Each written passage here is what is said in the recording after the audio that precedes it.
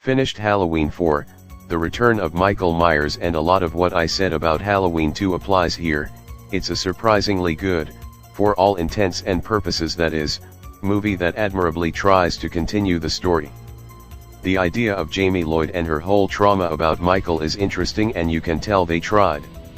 Jamie seems like she was heavily inspired by Tommy Jarvis from the Friday the 13th franchise, but for different reasons.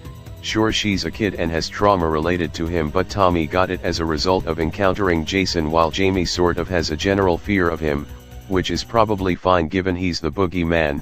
Not sure how'd she know what he looks like though. Also, interestingly enough, Laurie was adopted and so was her daughter Jamie, as a nice parallel. Despite not having John Carpenter, Deborah Hill, or Dean Cundey working on the film, it still feels like it was mostly done in their style and flows pretty well following too. The film does a surprisingly great job at building up tension. Finally, the idea presented at the end of the film that Jamie would be taking up the mantle as the boogeyman is potentially cool. The main issues, apart from George Wilbur being a bad Michael due to how insanely stiff he moves, would be the sound design and his mask, which just looks goofy as fuck. And part of why he moves so stiffly is because they put a bunch of padding on him to make him look stronger.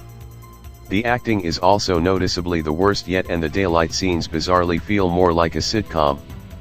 These issues kinda lead to some tonal dissonance and the film feeling sort of confused to an extent, and now that I think about it, the film has enough sex and action to make it more comparable to a Friday the 13th movie. Overall, it's not as good as Halloween 2 but not as bad as Halloween 3, I'd say it's a 7/10. It's a surprisingly good movie that going in I wasn't expecting to really like, given the reputation it has and how it started the Thorn Cult trilogy.